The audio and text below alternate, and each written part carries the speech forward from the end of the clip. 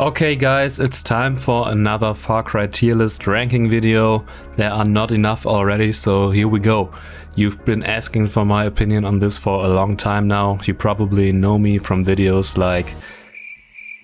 Okay, so let's start with Far Cry, that little guy who started it all, released in 2004. It's the only linear entry in the series. It's basically Far Cry 3 in a linear version, and it's pretty cool, I must say. I know that this is kind of the joke of the franchise, and yes, it is a corny game. Call me Doyle. How do I know I can trust you? Well, for starters, how about the fact that I haven't turned you in? Good point. Keep talking. It's clearly meant to be ironic, and it's got that classic charm of a 2000 shooter. The graphics are really great for the time, the supernatural switch is kind of interesting, and okay, the shooting doesn't feel great, but I enjoyed playing it. It's a classic 2000s shooter that gets its job done, so it's a B tier for me. Far Cry 2. I will be honest, I really don't like this game. I won't say it's terrible, because there are quite a few people who actually love the game, but it's such an empty and pointless world. The gameplay is clumsy, the progression is nothing but frustrating. Believe me, I've tried to get into it and give it a chance, but it only makes me angry. E tier, but maybe the game is just too hard for me? Far Cry 3, thank God. Now what we basically got here is the original Far Cry in an open world. One of the greatest stories ever told in a video game. Mainly the story of the main protagonist Jason Brody.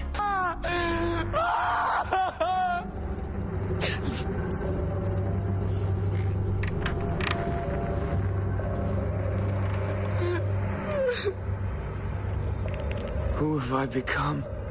Furthermore, the most famous video game villain ever. Did I ever tell you the definition of insanity? The most iconic burning weed while listening to Skrillex type of mission of all time. And a great balance of exploring, crafting and progressing. I think the biggest weaknesses are the very boring and repetitive side quests. But it's the most talked about Far Cry for good reason. S tier, because it's just too much of a classic to not put it there. Far Cry 3 Blood Dragon, now we're talking. This game is supposed to be fun, and it reached exactly that. You gotta love this neon cyberpunk art style, retro cutscenes, jokes through the fourth wall and futuristic combat. It's a very solid B tier. Far Cry 4 is basically the better Far Cry 3. Kind of. Now hear me out. I know you guys love Far Cry 3, but you gotta admit that 3 has many flaws. And Far Cry 4 really did a good job of fixing those. I'm just talking about small things in the UI and small mechanics, but it really made the gameplay experience a lot more pleasing.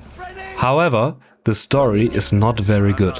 It does not do a great job of making the development of AJ as a character very plausible.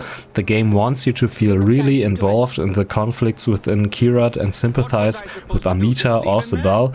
But really you as a player don't really care. At least I was never really passionate about chasing and killing Pagan.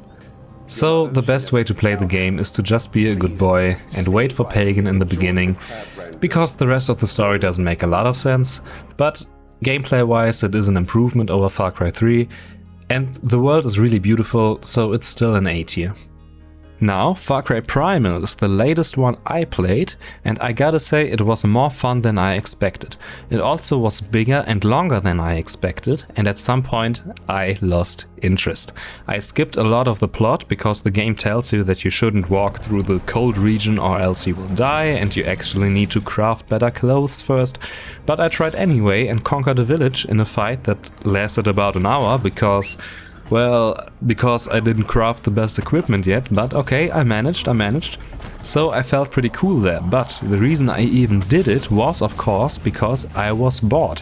You see, Primal is very long, but it's also just filled with the same type of shit over and over again. Finding animals and plants to craft the next best version of the item you already have, freeing outposts and returning hostages to your home. And it's a grind. At some point you just do it for the sake of completion and it burns you out. So I didn't finish that. To all you wonderful game developers out there, don't be afraid to put lovely little video games out there that last 20, 15, maybe just 10 hours, but at least it's fun and not filled with repetitive, boring shit, okay? Because players might actually end up hating a game if it is too long. Still, it was an interesting approach, but it's a C tier. Okay, I will make a whole nother video about this game. It's as good as it gets. The world, the plot, the immersion, the mechanics, the movement, the characters, the music. This is as good as it gets, not only Far Cry wise. This is pretty good game. S tier, best game of all time. Far Cry New Dawn. Okay, so everyone hates this game and I see your point, but I loved Far Cry 5, so obviously I won't hate New Dawn. It's a different version of Hope County, so I'm digging it. The characters are pretty cringe for the most part, but it's pink Far Cry 5, so how bad can it be? I don't see the point of the health bars though, except I do, because little did I know they only did it to test it already for Far Cry 6. But I like the supernatural elements, you know, you could double jump, so that was awesome. I loved digging more and more to the north of the post-apocalyptic Hope County to get back to Joseph and explore what happened in the last 17 years, especially what happened between Joseph and the deputy. The more I talk about it actually, the more I realize how much I loved the game. Just look at the wonderful wildlife. It's one of the most majestic and beautiful I've ever seen in a video game. Maybe even the most beautiful. Great game, A tier. Yeah, so I've never heard of that game, don't even know what that is, so let's just put this right about here. Where do you guys agree? Where do you disagree? Let me know in the comments. And please like and subscribe. Thanks for watching.